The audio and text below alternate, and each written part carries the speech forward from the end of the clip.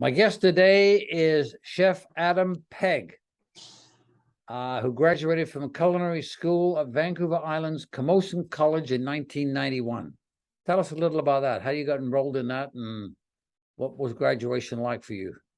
Well, I guess I chose the industry out of, I didn't really know what else to do. I was going to university and I was playing rugby, and I really didn't like university. I was cooking for my roommates more than I was doing any of my studies. So after a year and a half university, I decided to go to cooking school because really what I was wanting to do at that time in my life in my early 20s was play rugby. So I needed to pay rent, and I was dishwashing at the Keg and kept seeing all the cooks eat all the snacks and eating desserts, and I'm just getting all the dirty plates. And that's kind of what was like, well, I'd rather be doing that job, and I didn't want to have to work my way up right from the bottom. So I went to cooking school and then got into industry that way.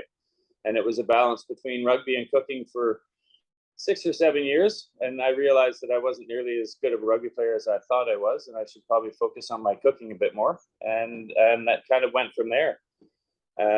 Because of the background that I had at Camosun College Cooking School, I got a really good job in a higher end restaurant called Herald Street Cafe. Back at the time, it's closed now. But that was my into the industry that really made me open my eyes to realize that it's something that's a serious career that we can enjoy a lot. So that's how I got into it. It was more because of needing to pay rent for rugby, and then rugby became less important and cooking became much more important. And I just sort of followed around the one chef that I had at Herald Street Cafe. I followed him around for 7 years. Everywhere he went, and he eventually brought me to Italy for a trip just to really see what kind of food I had been cooking for the last 7 years under him, and it really opened my eyes to what I should be doing. And so he forced me to go to Italy, and really made sure that if I was going to keep cooking, that's something I needed to do. So that was the sort of the real beginning of my career. Was in my early 30s when I moved to Italy, and had another culinary school there, and that was definitely what solidified my love for cooking, was understanding that it was something that I could do for the rest of my life. Was that a surprise to you that you could sort of put your toes in the water and get sort of addicted to it and say, I want to do this for the rest of my life? It was a really good feeling, and it didn't take me very long to realize that I thought it was something I wanted to do my whole life. But at that age, you don't really know anyway, so you just do your best, and it kind of, I guess I had a lot of lucky cards by my chef Daniele that really brought me under his wing. Is pretty fortunate, because if I didn't have him, I might have just cooked in pubs or gotten whatever other job I could have at the time. So I felt really lucky that the cards fell that way. So would you say he was your inspiration? 100%, yeah. Without him, I wouldn't be where I am now. And then I had other chefs in Italy that I feel the same way about, but without Daniele pushing me to follow that career, then I wouldn't be where I am for sure. But you must have had some kind of inner traits that allowed whoever your teachers were to get this out of you, for you to realize I could be a really good chef. It can't just happen, or does it? No, I mean, for some people, I've got one chef, my chef that runs the upper deck, Bethelina up at Secret Cove. He's someone that's got it in him. He was born in an Italian family, raised, and they had all the Italian festivals all the time. And I think from the first day I cooked with him, he was like 21, I think, or 20 when he showed up. He just had it in him. It's in some people, and some people have to learn it. I had to learn it because I grew up in Vancouver and had a very different culture of food. My mom and my grandma both cooked, but it wasn't Italian, and I didn't really understand that whole style. So it was a lot of work, but once I had the right chefs that could see that I could listen and take direction properly, that was it. I mean, the kitchens, to get comfortable in a kitchen when you're a young chef and you really want to get better, you just need patience and do the crappiest jobs you can possibly do. Be as helpful as you can for a kitchen as a team, and not putting yourself first and thinking about what's coming next. Just understanding that if you can be in that base of the kitchen, you're going to grow from there. And I had some good chefs that really, I guess it's a different time now, but they put me in my place, that just made me realize that I didn't know anything, and I really needed to just have patience and work my way through all the stations. That would be very sound advice for anybody going to any business. Right. They're not going to start at the top. You need to fall in love with your business and learn some of the secrets of it and develop your own skills and techniques? Absolutely. I think it's, I mean, a lot of people are talking about younger kids don't have the patience, and that I don't think that's true. I've seen lots of young cooks come through here and dishwashers that want to work their way up. I think it's people might not be as patient now, but people that really have a drive to be better at the career they're in, I think that there's a lot of people still like that. I've got all my cooks would do anything that it takes to make the daily routine go better. If they have to be a dishwasher for a day or work in the deli or they have to wash the floors, if they could serve and they wanted to, they would be serving. Like it just having a team that wants to do everything in any business, I think, is really important, but especially in a kitchen, because so many things go wrong in this industry, and it's kind of an industry where some people don't show up all the time. So it's being flexible and just putting the team in front of yourself is such a huge part of our kitchen, and I think every kitchen, if people can get their staff to be like that. So what would be your signature dish, and how did you create it? We don't really have any signature dishes. There might be, I have definitely customers that would say we have signature dishes because they eat the same thing every time they come in, whether it's on the menu or not. But what our mantra is more just about trying to do things properly with the ingredients, the best ingredients we can get. Pasta is really what we focus on. That's our big thing. That's what my whole career has been focusing on in the last 30 years, has been more about the pasta. So that's, I guess you could say that's what people should come for. But it really depends on what time of year it is. We're just about into porcini season, so coming in to have the raw porcini dish with lemon and olive oil and Parmesan and pepper is something you have to do at this time of year when the porcinis come in. And in the end of September, end of August, and early September as well, we've got tomatoes from Millen up in Kelowna. That's not really a signature, but it's the best possible tomatoes that I've ever eaten.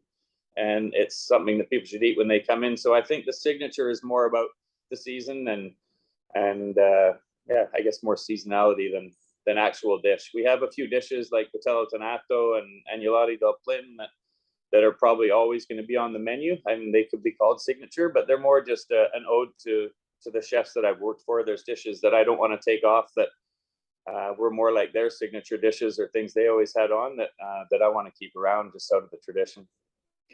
Do you have a cooking philosophy that must be different from other people, other chefs?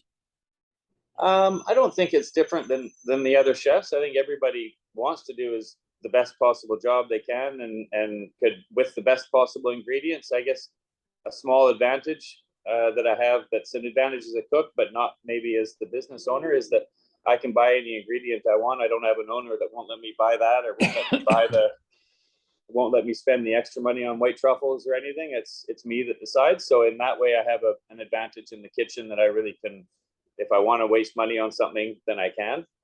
It's not great for the business, but it's good for the customers.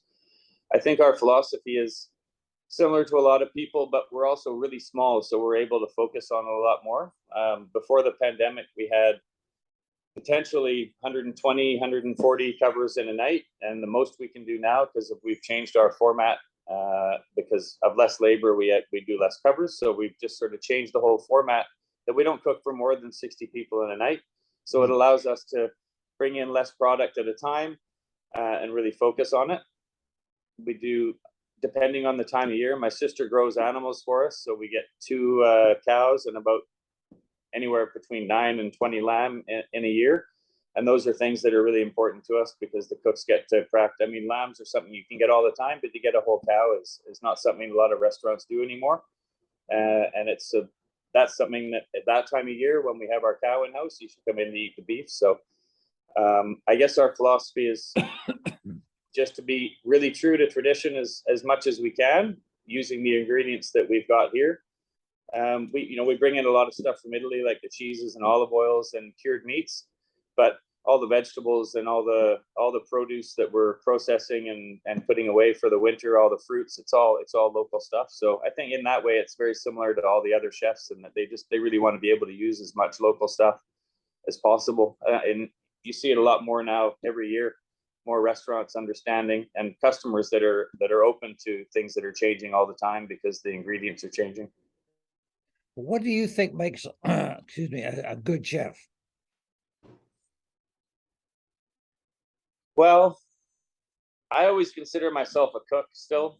I don't really think I'm a chef yet. I think that terminology gets tossed around. I mean, I call my chef, but I think a lot of us are just cooks. Chefs, something like real chefs or people. We don't have that many in the city. I don't think. I'm not going to put names out there because I'm sure I'd forget someone. But there's 4 or 5 like proper chefs that can really, really organize their kitchen in a way that if they're not there for 2 or 3 days of the week, it's still doing an awesome job. It's doing what it's supposed to do. Or you get chefs, like Daniel Boulud or the big guys that have Michelin stars all over the world. Obviously, they're not at all their restaurants. Those for me are guys that are great chefs.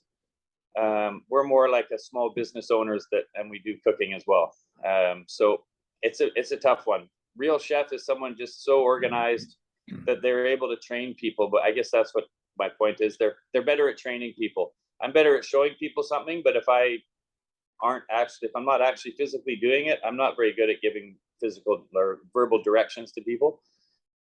So I'll use Daniel Boulud as an example. Just he's able to organize people in a way that the food's coming out the way he wants it, whether he's not there or he's there. And I think that's what makes a good chef, the way he can organize his team and motivate them. And you're a real chef it's not even about cooking as much as the organization and keeping everybody happy and knowing how to treat your team and keeping them together. Because it's not just about money, it's about treating people well. And kitchens are a lot more like that these days, that we all want to be respected. We don't want to be yelled at or treated like crap just because that's the way it's always been. Yeah. Has the pandemic, did that have a big hit to your business?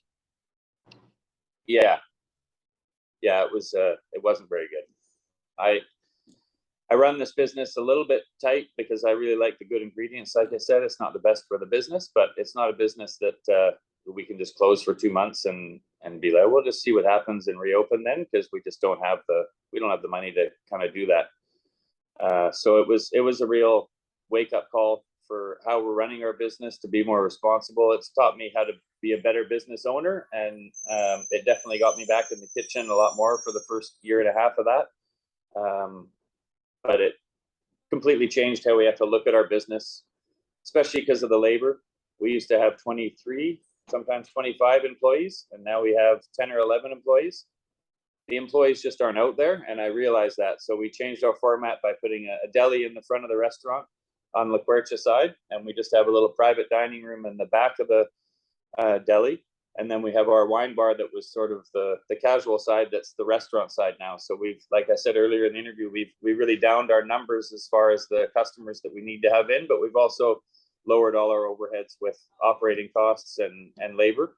And it's working out, I think, just as good as it was before, with less effort and less waste. What I really notice is the waste, the amount of time the garbage has to get taken away in a week, the number of rags we're using, or all the recycling, just all the waste is less, the labor's less, and the bottom line is close to the same. So it's definitely taught us a lot of lessons that we're still learning.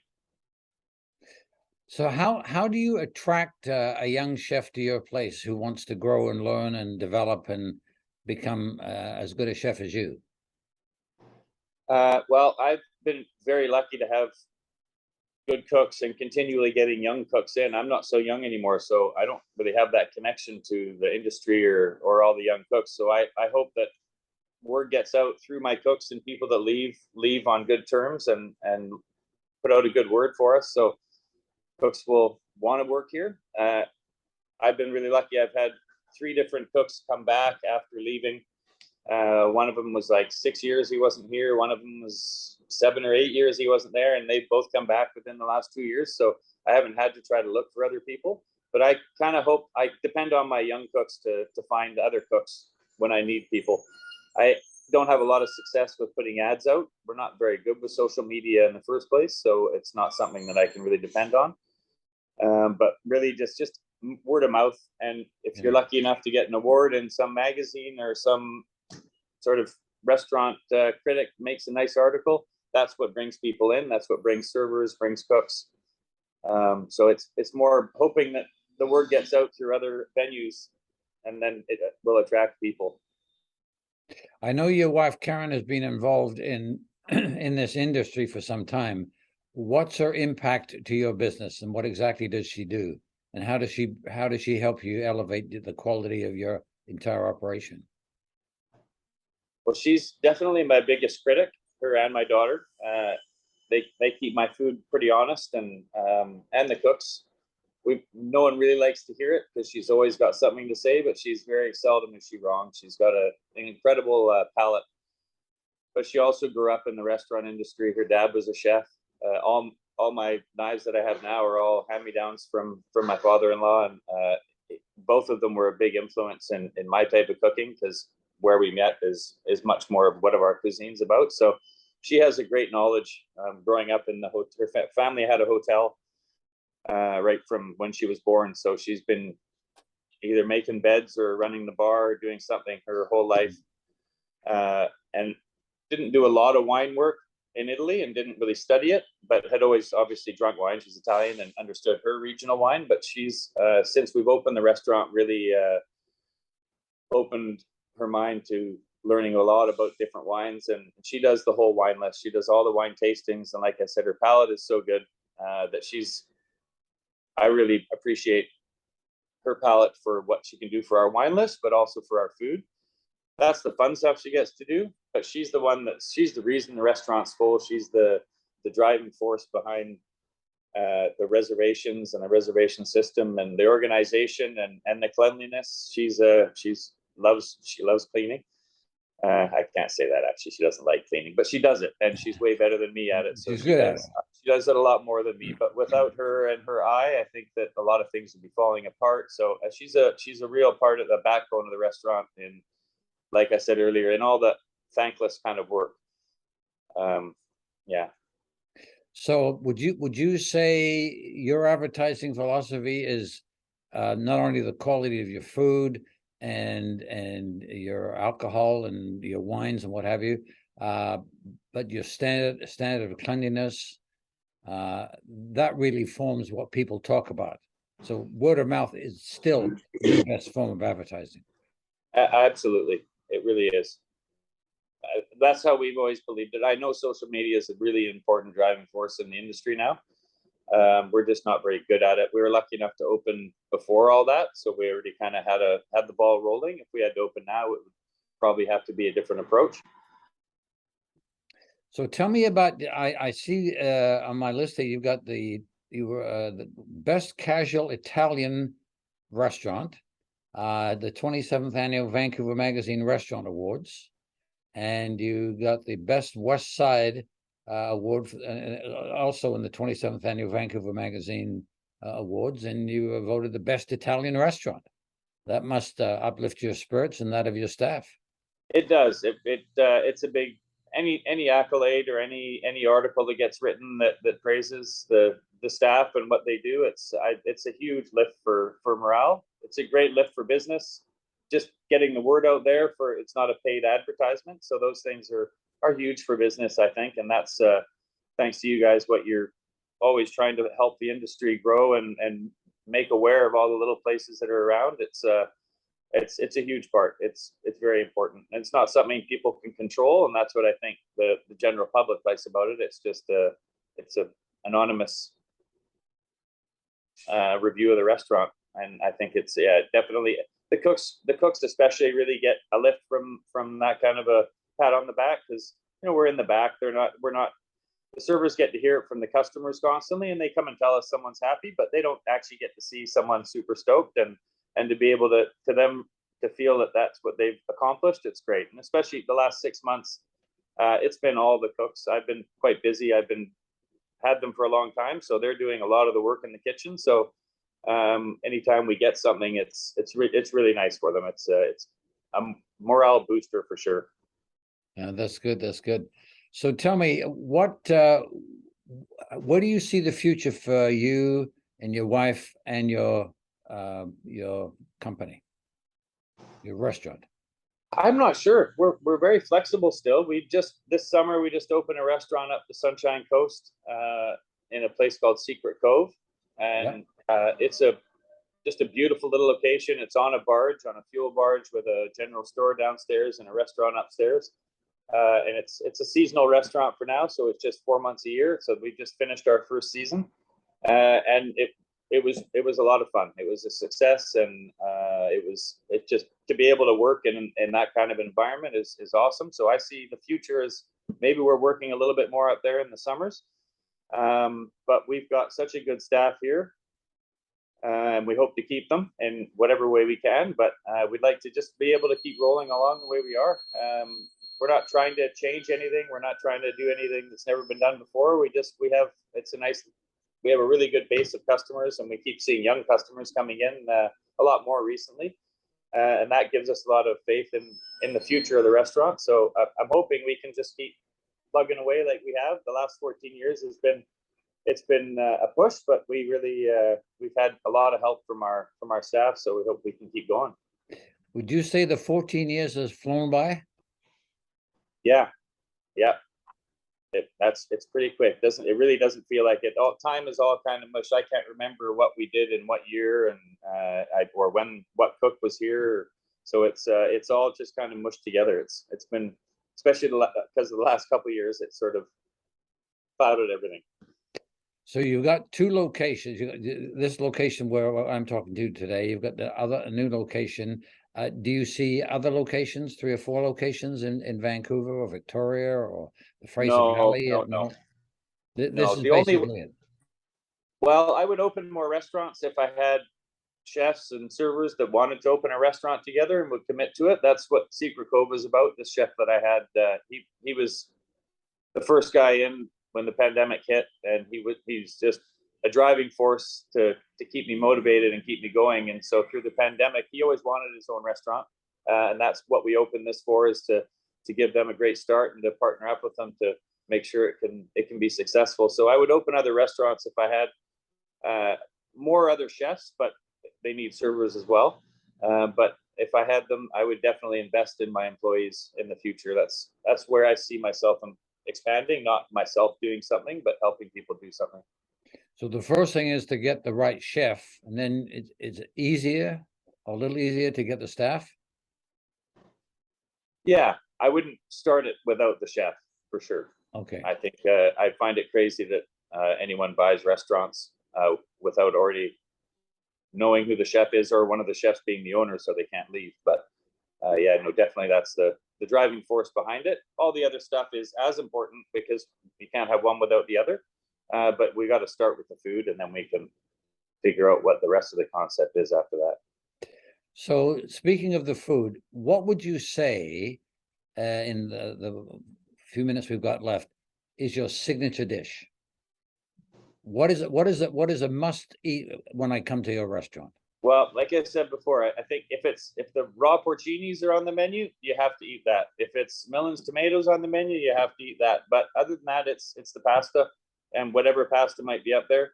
The agnolotti is something I learned from a chef in Piemonte. From his mother, actually, was the one that made the agnolotti for the restaurants, and I sat with her and watched her make it. A lady named Lydia, and she's not with us anymore, but she was a really important part of Piemontese cuisine, and that's why we keep doing the agnolotti the way we do. It's exactly how she did it, and it's like an ode to Piemontese cuisine. So I guess the agnolotti, if I had to say something, would be a signature dish to try. Okay, one last thing. We've got a pretty good audience here. Why don't we give them your phone number? How do I make a reservation to come to you? Getting in touch with the restaurants, the 604-676-1007. But there's also online reservations at Bookenda. Okay, excellent. Well, I'll see if my wife and I can get down there. I want to be there when you're there. Well, for right now, I'm here every Tuesday, Wednesday, Thursday, Friday. Okay. And then Saturday, Sunday, Monday, I'm up the coast. At your new restaurant on the barge. At the new one, yeah. Yeah. Hey, well, thank you but so much. It doesn't matter. All that happens when I'm here is that things get a little more confusing and the cooks are doing things off the menu. When I'm not here, it's probably better.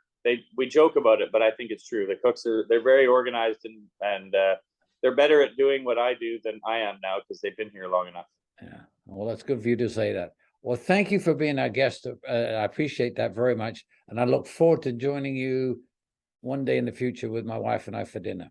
Thanks very much for your time and interest in helping us talk about the restaurant. Okay. Thanks very much. God bless. Thanks very much.